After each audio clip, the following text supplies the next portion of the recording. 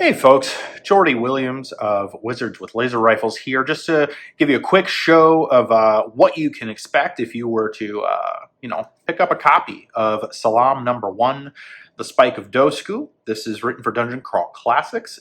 Includes a funnel adventure, 3 new classes, and a brief history, sort of a setting starter for this, for the setting of Silam. As the issues go on, it'll kind of get built out, and there'll be more adventures to kind of keep going for your players and your campaigns. We start with the dungeon map because it's nice and convenient to be able to always flip to the front and see that. I'm going to go ahead and shout out Juan Ochoa right now, and probably a few more times as I go through here. He did this map and all the art you see in the book, besides like 2 or 3 Creative Commons pieces that were not necessary. I'm not going to ask Juan to draw a beach, just a black and white beach. But anything that required any real imagination, I brought to him, and he made amazing stuff for the book. Couldn't be happier with it. A quick table of contents. We're going to get into, there's a map, a brief history of Silam, how character creation in Silam works. It's a little tweaked from the original core book. 3 new classes that you could add to your game, whether you're running Silam or not, and the funnel adventure itself. An overland map, pretty gorgeous. Again, if I do say so myself, thank you, Juan, for this awesome work. And then we start the brief history. In even shorter, Silam is effectively a burgeoning nation. It's only been around for about 500 years, but it is at the current time in the midst of a civil war. Part of that civil war originates from their treatment, the matriarch's treatment of the 3 powers, which was a governing body for all the magic users.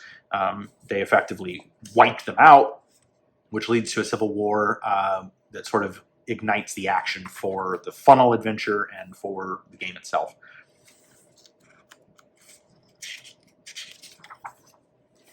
Got character creation in Silam, essentially because I have replaced the dwarfs, halflings, and elves with new races, Lorf, Slate, and Icaron. Needed to replace that occupation table, so we've added some flavor there and sort of explaining, giving you an idea of who these kinds of races might represent. A list of deities for your clerics to be aligned with. These will be expanded upon a lot in future issues, but just to get people started, we've included them here. And then starting with the first race introduced in the book, the Slate, which are essentially, to be reductive, stone elves. However, these elves do not have magic. They instead are sort of a dwarf, like in DCC terms, they have a charge die. It's an electrical charge imbued in their body that allows them to either augment their attacks or defend themselves with an electrical field. And we have the Icaron. They are sort of the halfling equivalent. They are a communal people. They are frugivores. They are sort of thief-light and have echolocation for their dungeoneering abilities. The Lorf. Lorf are sort of a dwarves in the forest. They are hedonists. They have magic. They can cast a combination of cleric and wizard spells, which is pretty fun, and there's a few that have variations on what they can do versus what the original spell did. Here's another gorgeous piece Juan did that sort of depicts our new demi-human races and a human going down a dungeon hallway. Really love it. And then here we're at the actual funnel, in which the characters are sort of fleeing their burning home. The Civil War has come to Hearth, the city that they began in, which is located right here. But by the end of the funnel, it is burnt to the ground. But they find a spike underneath. They are led to one. The spike is essentially a bunker created by the 3 powers, which are that governing body I was referring to. And so what they find in this spike, this magical bunker, is a druidic school. where they're going to run into all kinds of shenanigans, monsters that have been left alone too long, some traps, some magical devices that you could accidentally kill your PCs with.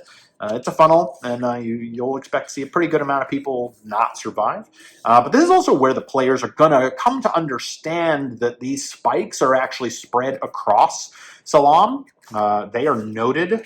There's a little icon spread across the map. There's 9 in total. This issue is the first spike, but there are 8 more. And the reason I say that this book is sort of a starter pack for a setting is that if you want, you don't have to buy another one. You can create these. You can make up these spikes yourself and have a lot of fun doing that, I think. And there's more than enough here to get yourself started with a setting and give yourself time for the players to explore while you're generating those. But if you don't feel like doing that, the future issues of Silam are going to be building out all the spikes and then other things that we need, like the deities and stuff like that. So this is a spread I'm particularly proud of, and this is the moment when I'll call out Sean Raleigh with Wizard Staffing. He did a layout for this book. It's gorgeous. I really love it. I couldn't be more proud of it. He did phenomenal work here, working both with me and with Juan to really create something that I think, it is literally 3 people who made this, and I think that the book came out really, really well. I'm really proud of it. Got some really, again, great art. There's a soup construct. When the players attack him, you've got like potatoes and cabbage and carrots spilling out of him like guts as he tries to kill them with his boiling hands or his knives so that he can cook them into a stew. Just some really fun stuff.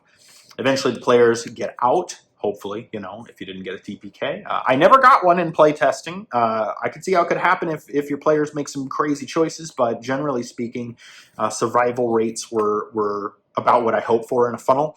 And eventually they find the walking door, which deposits them in a different part of Silam that happens to be not too far from another spike that they will have found the location of through the course of their adventuring. So you can kind of see how we're starting a campaign. It's a campaign starter.